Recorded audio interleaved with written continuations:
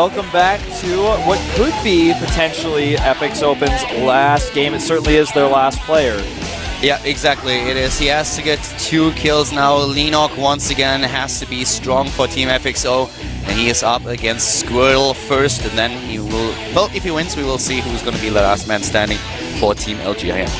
Yep, that's what we will indeed see. And he gives a thumbs up to the studio. I actually think that there's a pretty good chance that if Lenok takes out Squirtle, that we will have Squirtle versus Lenok versus MVP. Yeah. Well, actually, I have news. I came downstairs. I went downstairs in the break, which is surprisingly more difficult than you might think because there's so many people and it's hard to get around there. But MVP actually left the studio. He must have had something going on. Maybe he's got a photo shoot or something. I don't know. But everyone was saying goodbye to him and he left the studio. So he cannot be the last player if it comes to that. So I was really surprised by this. Everyone was saying bye to him. He puts his backpack on and walks away. I was like, well, what if they need you, man? That goes to show I think they're pretty confident in Squirtle's chances. Yeah. Well, we have other players out there. We could see MC, we could see Seed, we could see a lot of players there, a lot of Protoss players. I really thought that with the experience that the MVP got in all the international tournaments that he played in recently, he would be the one who would be their ace. But it turns out that he left the studio, so a bit of intel here by Wolf. And now we're going to find out if we actually even need a 4th player for LGIM. Because Squirtle is definitely not a pushover in this matchup. No, he's not. He's the type of player. I mean, we just saw how he scouts, reacts, makes a lot of Void Rays. Yeah. He is really good at making Void Rays. He made Void Rays off 4 Stargates. And 24, I think. At one point, yeah. Max concurrent Void Rays. But, you know, the thing is, when you're up against that type of composition with how Void Rays work in StarCraft 2, it makes a lot of sense. Stop reminding me about the pizza. He's like, oh, by the way, we ate pizza. I'm like, oh, I know. With the Void Rays, of course, when you use that charge ability, you always have to pay attention to what you actually hit. But no matter what you hit, it does a lot of damage. So, better against some units, but if you have 25 of them, they are pretty strong. They certainly are. That was a really interesting match. I mean, we saw how units play out in the late game with that many Void Rays and Queens. This music is sick. Going into Icarus. This could be the final game. Can Squirtle close things out? This is the map that Lenok has chosen. This is the map with the gold patches in the backdoor base. We could see a roach push here, destroy the rocks. You could also see how many people were talking to Squirtle. All those Protoss players on the bench of LGIM. We had Seed just standing there. We had MC talking to him. Everyone on this bench was just going like, okay, well, listen up. This is what Lenok likes to do. This is what you could do on this map. Try to do this. And they were just talking a little bit about the strategy and what he could pull off here. I'm really excited for this game. I mean, Squirtle, Lenok, this is like, oh my god, yes. Count me in. We're in, man. And in fact, we are in the game as well. It is loading. Icarus, what do you have planned for us, Lenok? That's what we're going to find out. Can Squirtle close out the series? This is the GSTL BenQ Season 1 2013. See you guys in the game.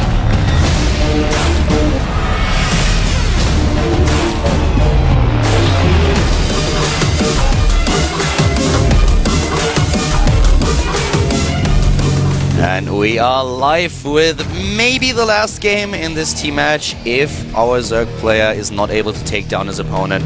Starting to the bottom right of Icarus, we have the last man standing for Team FXO. This is FXO Lenok. So fast, it looks like he has 8 arms. The Lenoctopus, and this is going to be a battle of the creatures of the sea. As to the top left, once again, the water Pokemon spawns in blue. It is LGIM Squirtle. A lot of Squirtle fans, in fact, in the audience. Looks a little bit exhausted after the last game. You can see him breathing deeply there, but he has been known to do that in the past in the booth. You know, we finally find out who's going to be the strongest water element, whether Noctopus or Squirtle. That's certainly true. Poseidon was dethroned years ago by these two guys. Poseidon. I mean, come on. I heard Poseidon's APM is only like 70. He just got old, you know? It's like... I mean, you hit like 3,000 years old and suddenly you're not that good anymore. You just can't move like you used to. You lose your APM and you lose a couple of teeth. Your hair's grayed out. Nah. He's holding on too much to the Trident years, I feel. Yeah, who wants to try it if you can have a machine gun? This is terrible for Leenock, by the way, because this expansion is so important. He hid the probe so he could get in there. He goes around right outside the edge of the creep.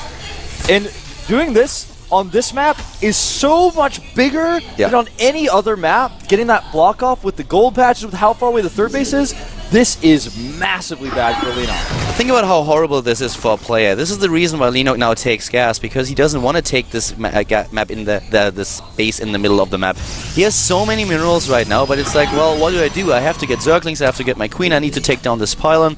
So he can't even take the space, and this is also something that Squirtle scouts. He's now at the third, hovering there with the probe, and just making sure that there's no third being taken before the pylon has been killed. Oh, it's just so annoying, and his Lings don't even line up here. He's got his second wave of Lings a little bit late, so the pylon's going to be alive even longer. And back at home, Squirtle is chilling.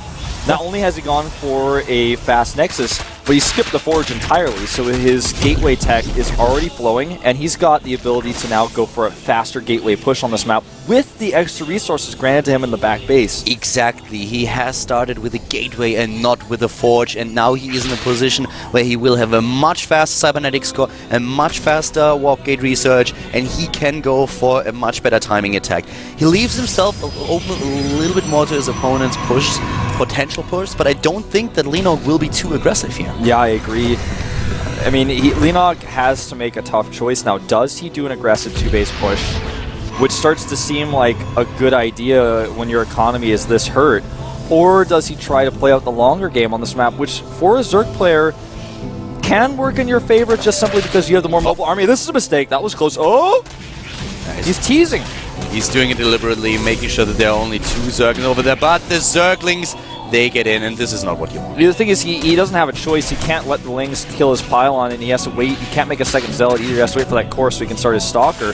And this is actually a great moment for Leenock to try to make up for lost time. Yeah, it's a good moment for him, but still, Squirtle is fine here. He's going for the Stalker now, and as soon as he has that, we'll be fine here. The problem is really this pylon. Yeah, and in fact, I think he may be able to just save that, just barely. Reinforced just in case. Squirtle's a safe guy. Leenock is going for the attack into layer already. He has 2 bases. He's going for a 2-base layer at this point with speed nearly done. So he will be able to be a bit aggressive here. Didn't kill the pylon, but Squirtle, he is building a second pylon behind it just in case there's going to be aggression, because he knows that this is the most vulnerable point in this wall. It very much is, and this is a map where aggression is quite common. I think we're going to see Leenock go into fast Mutas here, though. He has the layer finishing up. Taking a third base without layer on this map is almost suicidal, just simply because there's so many strong 2-base Protoss pushes, and you don't want to deal with that, especially on this map. Lair is done already. We have certainly the minerals lining up now for Leenock, who goes into the infestation pit instead of a Spire attack. Swarm hosts are going to be the likely choice here. He's going to take out a Stalker for free. That's really important. That was very, very important, and that was such a good move by Leenock. This was really, really important for him. Yeah. Surrounding the Stalker here, this makes sure that there's a lot less vision now for Squirtle on the map, and also a lot less momentum going for him. Nidus Network, it's certainly going to be a Swarm host push. He's starting Spore Crawlers in his main base just to be safe. He's going to actually want to bring maybe some of those Spore Crawlers with the push a little bit later on to help deal with the Observers. I don't know if Leenock is going to be able to make this work. There's going to be a period where he needs a few... If he gets a few waves of Locust and holds a first gateway push, maybe he survives this. But without detection, Squirtle is going to have to end this with the first push. He can't wait around. There is a massive amount of gateways now coming in. And there's still one spot in the main base where there's no vision for Squirtle whatsoever. You would expect the pylon to the bottom left of his main, but there isn't any. This is going to get pretty crazy. This could go really poorly for Leenock, though, if this is scouted. So far, he doesn't see it. He doesn't quite have the vision there. He's going to know very soon. Queens are going in. He moves out. He saw it. He sees it now. He needs to react. He doesn't. He's too not scared. Confident enough, and he can't move in here. But now he has the Swarm Host, and he scouts what's going on. He saw the Swarm Host before it was burrowed. And he needs detection. He will need some form of protection to be able to fully eliminate the Swarm Host. Sure, he can kill the Queens maybe or the Knights if he gets in there, but Spines are going out. Leenock, the Leenocktopus is spreading his tentacles right now. And this is going to be very tough to deal with. If you have the Spine Crawler there, it's nearly impossible for the Protoss to move out and take those units down. There's just way too much going on right now. I Both love of this, them are though. two bases. Counterattack to the bottom. He hit the pylon. runs in, and the Swarmos are being moved at the worst possible moment. Leonok, what are you doing? Get yourself together here. He's losing the Spine Crawlers before they're done. He's losing the Spine Crawlers. The Zealots are cleaning house at the bottom right. Leonok is losing quite a lot here. He's down 20 supply. He's losing those Spine Crawlers to the top left. This is Leonok in so much trouble. He could lose the game. FXO could lose this match right here. He retreats with the Swarmos back into the main. That's one thing that the Nidus has going for it. It does go both ways. But he's got no mining. The robotics is done. He can make observers now. Leonok may find himself on a sinking ship here. He doesn't lose the Swarm Host, and that's really important because he can still use now the increased lifetime on the Locust, which he's researched. But he lost the Nidus network. This is a lot of gas he invested. He lost the Spine Crawlers.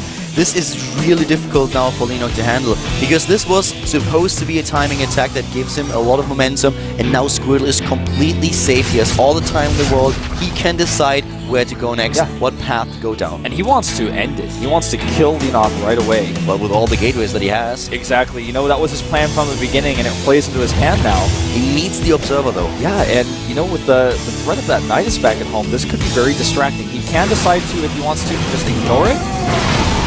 I just don't know if Leonok has enough here. You know, he's got 8 Swarmos. When you get up to like 12, that's when you can fight these gateway armies really, really well. Every Zealot that Squirtle loses is a big problem for him. Where's the Observer? There it is, with the army now. The next round of Warp Ends is going to be crucial. He wants to try to wait until this wave is done and then go in with his next round of Warp Ends, it looks like. The upgrade has been researched, though, for the Locust, so they last for 25 seconds now, and this is a long, long time. Running away here, not the best option. The Nidus is active. And he can actually send those Swarmos right in if he wants to. This is like the upgrade from the campaign. He can be at 2 places at once with those Swarmos whenever he wants to. Wasn't that awesome? That was pretty awesome. That was the best base defense that I ever had in an RTS game. The one evolution that you could research for those Swarmos, that was amazing. It was like an instant teleport. Squirrel doesn't realize his opportunity here. He could have tried to kill those Swarmos as they came out. A bad rally goes down. He will take out 2 of these for sure. Yeah, he's retreating from the Locust now, and one Swarm Host is still active, but still a very interesting match that we currently see. Those Swarm Hosts are finally in the position where they can do a lot of damage, and Squirtle doesn't have the arm in the main base. He needs to use the recall for that. Yeah, he recalls. He's getting more Stalkers out. The Colossi are the answer, but the question becomes, is it too much? Is it too late? Does he have the Colossi production now to push this back? He's got a few opportunities. He's going to take one right now, takes out a Swarm Host. And now with 2 Colossi, I think he may be able to go all the way with this. Range is nearly completed. Yeah, I think he should just push out now with the range and go.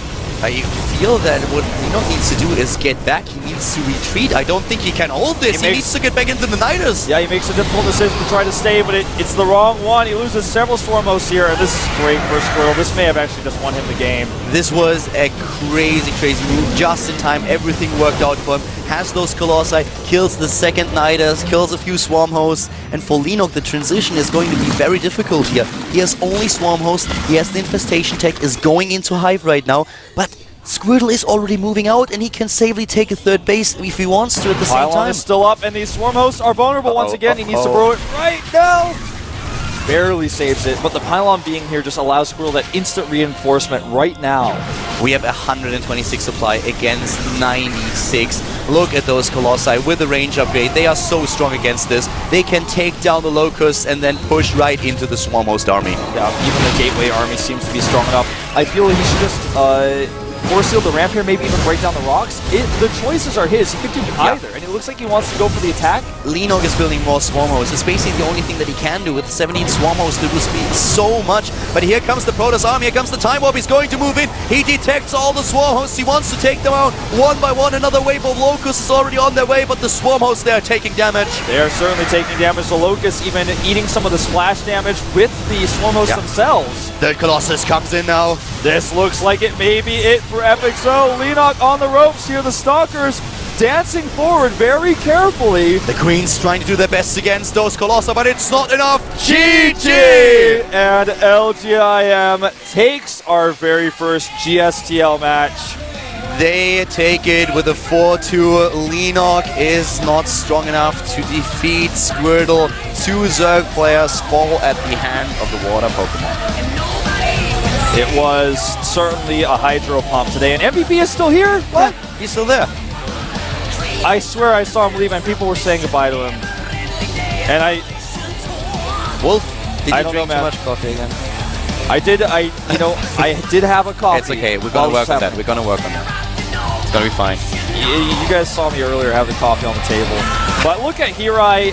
This is actually now so pivotal for Hirai. Not only does he take the preseason, but now he has to be respected. He's taking the first match against the best GSTL team that we have had in existence. Exactly, against the champion, the two-time champion here. FXO was so strong last year, and now we have LGIM with a great start into the season. This is a round-robin format. It's a best of 7. They took it with a 4-2, and this was really important for them. They've said over and over again, we know in the past we did not really perform as well as you expected us to, but this is going to be our season. It is, and well, it is potentially. If they keep playing like this, it may be their season. And I just gotta feel for Hirai here. You know, he's definitely, you can see it on his face, like he's watching this and he's like, yes, that was finally some relief. we are here. You can see that smile. It's like not your normal Hirai smile. That is a smile of, yes, my team is doing it. And think about who we didn't see today. MVP played so well in international tournaments. MC looked great at MLG. And both of them had not to play today. Yeah. We didn't see Nesty even or any of the other pros like First or Younghwa. Exactly. Squirtle alone looked so strong, but the rest of the team, they are amazing, and they have to prove it in this season. And so far, everything went very, very well. So great start for LGIM. FXO still with 2 points, but of course for them it's going to be a bit tough. I would have loved to see Gumiho today. Didn't see too many Terrans here, but there was still a very exciting match on day 1 of the GSTL season 1 in 2013. Now we're going to take a look at, of course, our results and some information going forward into this Team League season. As soon as we had the interview, we'll give you a bit of an overview of what happened today. Let's hear what the coaches have to say. I guess that Hirai, as you already said, he must be very relieved right now. Yeah, I mean, today Squirtle got the most wins, but I feel like it's almost like Hirai is the MVP right now. He's made the right choices. He's made his team what it is. He's transformed. There we have him. 일단 뭐 기념적인 날인데 또 이렇게 승리하게 He's certainly happy. I mean, his team did well. You can see MC behind him. 박현우 선수가 이적하고 첫 그 공식 팀 리그를 했는데 좋은 모습 보여줘서 It was really a special day for him. He's happy that his team was able to win the first time that we had a match in the studio here in Gangnam, the new studio for the GSL and the GSTL. I like watching the Korean commentators, and then the Korean commentators behind them, and the Korean commentators behind them, the Korean commentators behind them, and the ones behind that. 준비를 하면서 현우한테 그 남경 선수 스나이핑을 지시를 했고 맵도 맞춰서 When they were preparing for today's match, he told Squirtle to prepare to snipe Hurricane, actually. 남경만 잡아라. 나머지는 다른 선수들이 잡겠다. 뭐 이런 식으로 해놨었기 때문에 남경 선수 잡았을 때 이미 자기 몫을 다 했다고 생각을 했었어요. 예. He basically told him that if Squirtle is able to take care of Hurricane, the rest of the team will take care of the rest of the players, and then Squirtle suddenly was the one player that made it all happen, that took out so many opponents. He didn't even need their help. Yeah, he took out 3 players on his own. Really, really well done.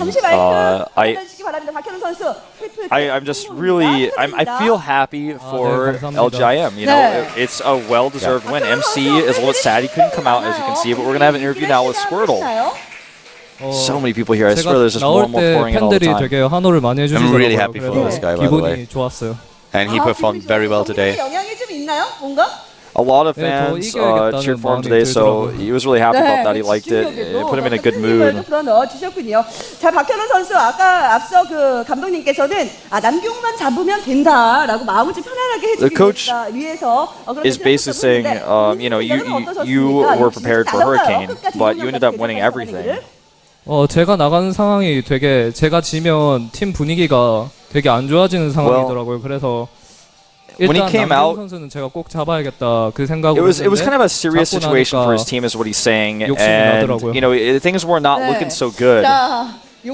And so he wanted to get the multi-kills for his team, so that's why he did it. That's why he took it to the next level. He certainly did. Mystery solved. Was able to get 3 kills. Good job. Well done. And leading the individual ranking. Yes. She's asking, what do you think the biggest difference is between the Mokdong studio and the Gangnam studio? 게임할 때. 감사합니다. He actually feels that in the studio here in Gangnam, the players can concentrate onto the games a lot better than they could in a studio in Mokdong. So he says that he feels it's a much better environment for him to play and to completely focus on the game. This studio just has a feel to it, like you're in a different world. Everything feels so much more serious. You know, you're looking at it behind us, the whole studio. You can see the stage and everything. And the Mukdong studio was a studio that was great and it served its purpose. But we've like moved into an entirely new world. We're in a new expansion. We have a bigger, better studio. And as a player, you've got to feel like you've got a bigger crowd possible even in this big, giant studio. And it makes you feel good. GOM has just stepped it up quite a bit. This is the next step. There were so many changes also in the technical equipment that we have for the production. With the HD cameras, the studio itself, this is one of the most expensive areas that we have in Seoul. So this is really, really important. You can see that even the viewing experience for the people that are coming to the studio is now so much different with this huge LCD screen that we have, 250 inches. It's insane. Look at the results. 4-2. Squirtle really came through for his team. I mean, we've talked about it to death, but he was the MVP of today. Certainly doing exactly what he needed to do and more. Yep. Yoda taking down Lucky. This was what he was supposed to do. And then Hurricane with a counter win, but Squirtle in the end with the 3 kills makes sure that LJM gets the first win in the season 2013. Yep. And I think we might get an overview of all of the schedule going forward. I know that we'll certainly see a preview of tomorrow's match, which will be MVP versus Axiom Acer. And that's going to be really exciting. I definitely want to see what Axiom Acer is now going to do after the preseason tournament. Did not really go as well as they were hoping for, so now they can play in the regular season. I want to see all these players. I want to see Scarlet tomorrow. I think we will see Scarlet tomorrow. Personally, I think that to not use her would be a big mistake. Yeah, me too. I feel it depends a little bit on how much she could train in Korea, but from what she told me, everything is going quite well, and she's doing well on ladder these days. She's practicing along with the team. She feels really at home in the team environment, so it seems to be like something that she really likes quite a lot, and tomorrow we might see her play. And I'm excited for the match. I really want to see, first of all, we have Team MVP, a team that has done well in the GSTL for a long time. And Axiom Acer, they have to prove something.